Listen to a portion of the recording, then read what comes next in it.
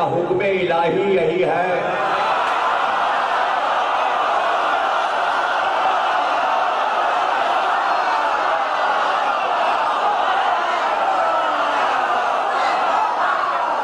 रसूल से अफजल कोई नहीं, रसूल अली से अफजल।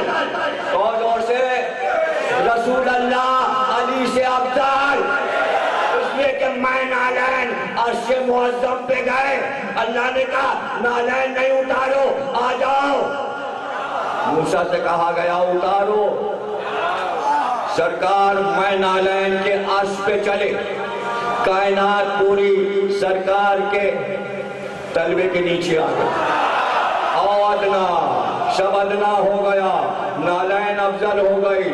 इसलिए कि अर्श पर मैं नालैन के गए, रसूल सबसे अफजल, रसूल अली से अफजल। मैं नालैन के अर्श पे गए, लेकिन जब वो तोड़ने फतेह मक्का पर अली को बुलाया तो